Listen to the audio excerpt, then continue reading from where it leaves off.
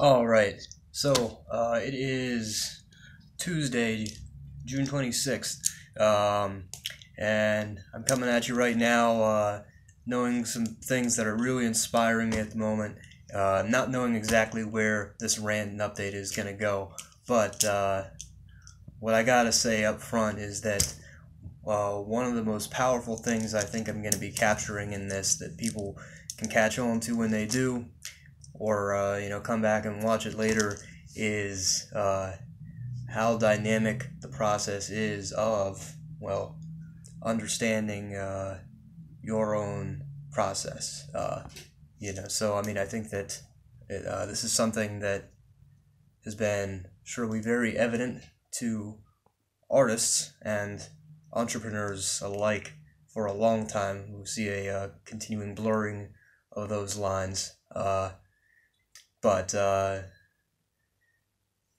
as far as really pushing forward to actuate something, and what it takes internally and externally, so much give and take with it, and all the stumbling and failures you're pushing through. I get to have this thing of pushing through immense anxiety and depression, and I'm amazed to have made such leaps and bounds with it. You can, if you have older, if this is released when there are older vlogs to look back at, you can probably already see a contrast,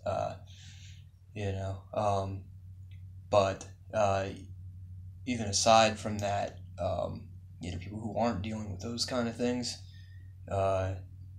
just what it takes as far as day-to-day routine, dealing with employees, dealing with finances, for people who have to deal with those things. I'm glad that I don't, but that means that I have a very full plate to figure out what I'm dealing with, how to put this whole huge vision together when it's so massive that I can't, I've tried time and time again to condense it to small parts that I can break down and say, these are the focal points right now, and that I'm going to build. A common piece of advice is, focus on one thing right now, but it's like all the pieces of what I'm doing work together, so there are some that I can make a little bit of a lower priority, but it all works together, and I have to envision the whole thing and stay connected with that whole overall vision of it, as every day I have to check in with that, to have clarity on what I'm focusing on right now, and that can be a challenge in and of itself, of course.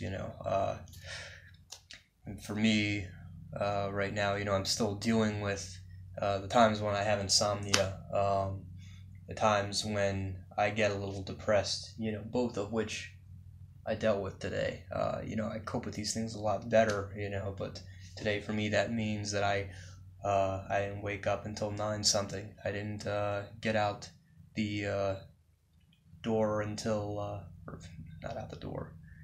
I didn't start getting focused and on work and stuff till like 10 something. All right, which is definitely a later start. But I've got 2 things coming up today. I've got an appointment at the gym for designing my program at 2 p.m. I've got 7 p.m. I'm interviewing someone in California over Hangouts.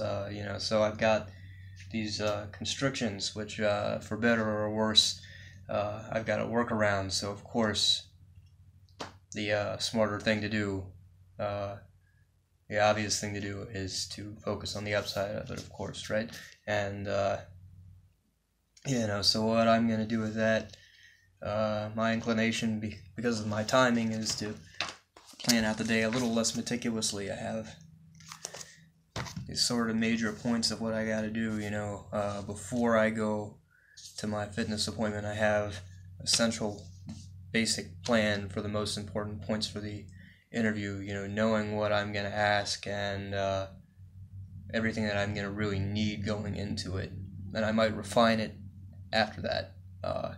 If I don't get to refine it as much as I want to before going to the gym, I'll get back to it. But I have to get the basics of it handled before that, and that way I can have my couple hours after the gym to take care of other things. I've got, I'm moving in a month. I've got to get ready to move.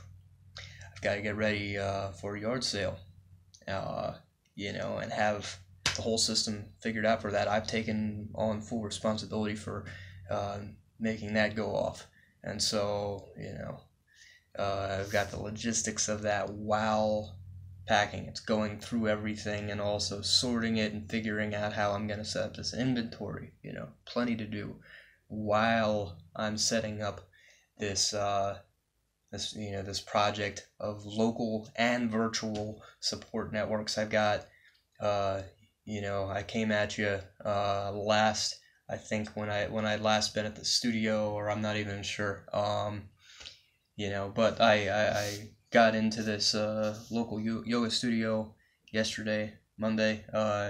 Set up, I finally went and set a date for a first face-to-face event in my community.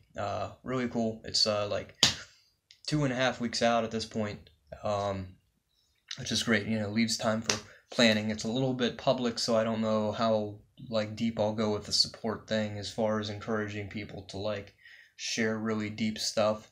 But it's gonna probably be more exercises with connecting and moving and icebreakers and things that just help people kind of let go and step into a space where we're connecting, and from there kind of see who wants to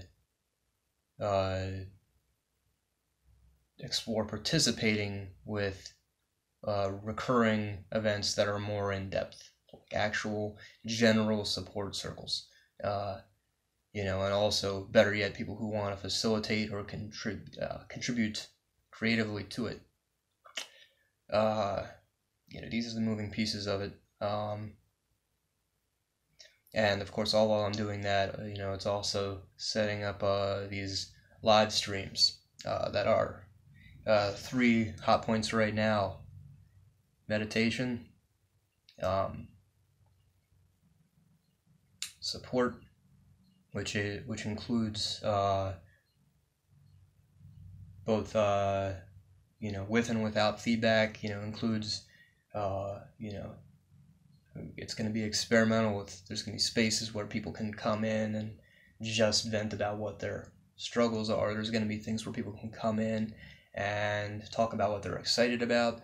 There's going to be with and without feedback. We're going to try doing it. This is all volunteer based. It's going to be understood that people have resources for if they want professional help, but there's a time and place for everything, right? You just want someone to listen, or a regular person to get some feedback from. This is what this is, right? And the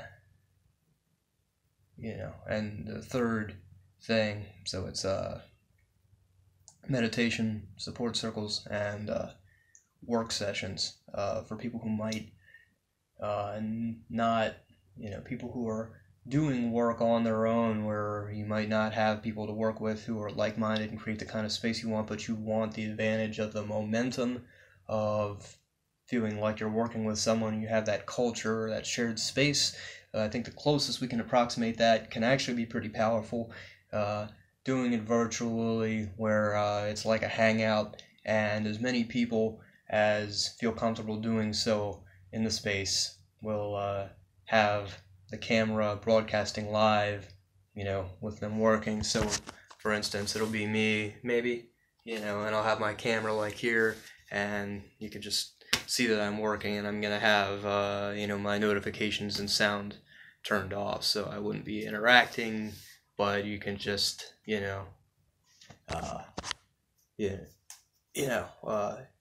if you're working on something, you can look up at your Hangouts session every once in a while, and you'll see that all these other people are, doing their work. I think it'd be a pretty cool thing. So, that's where I'm at with all this. And, of course, I'm definitely excited to keep bringing the updates, bringing the goodness with it. I think, I'm just thinking right now what I'm pretty sure I'm going to do, even though these vlogs are turning out to not be in the order that I technically want them to, is to, go ahead and just start posting them actively, and the older ones will be posted as like back vlogs, as it were. Dates will be out of order, but I'll have a playlist where people can watch them chronologically for people who are interested in that. I'm sure someone will be. I know I always loved on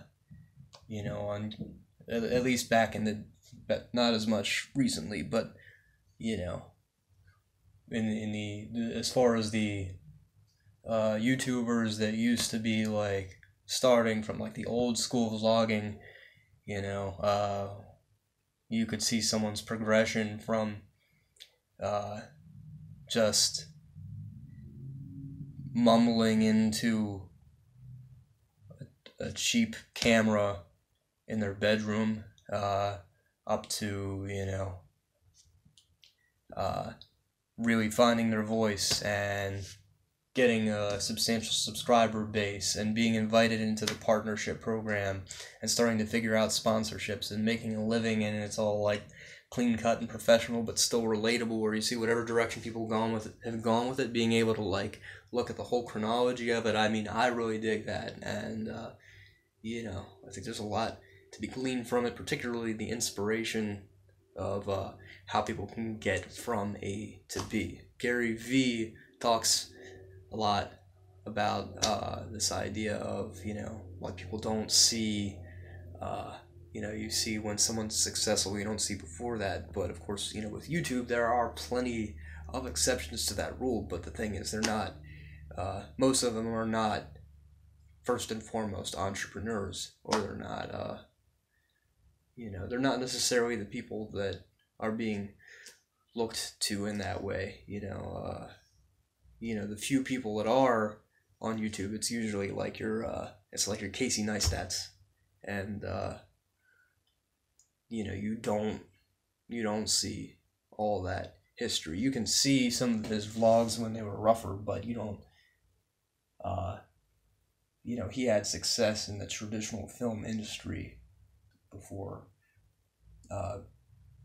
moving into the vlog world. You didn't see his climb. You get to hear him talking about when he was scraping by, washing dishes at a seafood restaurant in Connecticut, and when he was going through all these struggles, living in a trailer park, struggling to raise his kid at a very young age, and all of these things, and gradually being able to grind away at the film thing. You don't see all that, but vloggers, you kind of get that glimpse anyway. I'm hoping more and more people are doing this. I'm sure they are, because this is the time for it. So thank you for tuning in whenever you are, whether you're with me now here in June, or whether it's weeks out, months out, years out. I got no doubt believing in what we're doing here. This is a very powerful time. So, speak your piece, man. Someone's gonna connect with it. Thanks.